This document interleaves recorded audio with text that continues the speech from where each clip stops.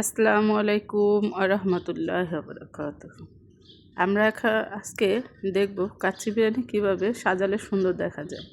হ্যাঁ, তার সাথে সাথে আমি আপনাদের একটা গল্প বলার চেষ্টা করব। গল্প নয়, আসলে বাস্তবতা। হ্যাঁ, এক বাবা এক ছেলেকে বলছে, বাবা, আজকে তোমার বিবাহর দিন। আজকে তুমি বিবাহ করতে যাইতেছো। আজকে তোমার জীবনের এমন একটা দিন, যে দিনটা তোমার জন্য স্মরণীয় হয়ে থাকবে সারাটা জীবন। যে দিনটার সাথে তোমার জীবনের সমস্ত সুখ দুঃখ সব কিছু মিশে থাকবে। আজকে তুমি একটা মেয়েকে তোমার ঘরে আনতে যাচ্ছ।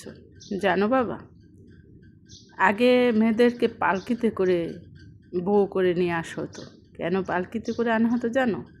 তাকে ফিল করানো হতো সে একজন রানী, সে একজন মহারানী, সে একজন রাজার সাথে মহারানীর মতো যাচ্ছে। তাকে পালকিতে নেওয়া হতো। তারপরে ধীরে ধীরে গরুর গাড়িতে আনা হচ্ছে। জানো, একটা মেয়ে যখন তার বাবার বাড়ি ছেড়ে তার স্বামীর বাড়িতে যায়, সে খুব বেশি কান্না করে। খুব বেশি কান্না করার কারণটা কি জানো তুমি বাবা? সে তার অনিশ্চিত, তার ভবিষ্যৎ নিয়ে চিন্তা করছে। সে মা বাবাকে ছেড়ে আসছে, পরিবারের সবাইকে ছেড়ে আসার চাইতেও তার কাছে বেশি চিন্তার বিষয় থাকে এটা, যে আসলে তার জীবনে কী হবে, ভালো হবে না মন্দ হবে, তার স্বামী কেমন হবে, তার সংসার কেমন হবে, তার নতুন পরিবেশের মানুষগুলো কেমন হবে, তাকে শান্তি দেবে না অশান্তিতে থাকবে। দেখো বাবা, একজন নারী যে তোমার সারা জীবনের সঙ্গী হতে চলেছে, যাকে তুমি তোমার ঘরে আনছো, সে তোমার ইজ্জত, সে তোমার জন্য ফরজ। আল্লাহ পাক রাব্বুল আলামিন তোমাকে তার জন্য ফরজ করেছেন। অতএব তার সমস্ত দায়িত্ব আল্লাহ পাক তোমাকে দিয়েছে। তোমার উচিত তার সমস্ত সুখ দুঃখ হাসি কান্না সমস্ত কিছু দেখা, তার সব কিছুতে অনুভব করা, তার সুখের সঙ্গী হওয়া, তার দুঃখের সান্ত্বনা দেওয়ার মানুষ হওয়া তোমার খুব বেশি।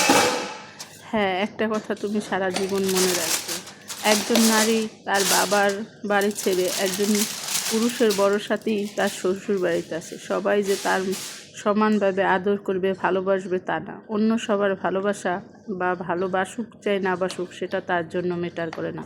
ম্যাটার করে তুমি তাকে কতটা ভালো রাখলে, কতটা ভালোবাসলে, কতটা তার খেয়াল করলে, তার কতটা সুখের সঙ্গী হলে, এটাই ম্যাটার করে।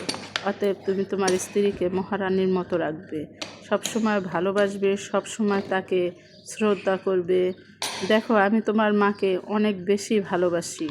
জীবনে কোনো দিন তোমার মার সাথে আমি এমন কোনো ব্যবহার করিনি যাতে তার ইজ্জত চলে যায়। তুমি সবসময় তার ইজ্জতের খেয়াল রাখবে, তাকে সম্মান করবে, ভালোবাসবে।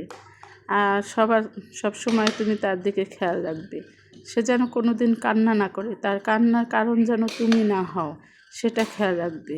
তার প্রতি সম্মান দেখাবে, ভালোবাসবে, সবাই সবসময় তাকে খেয়াল করবে।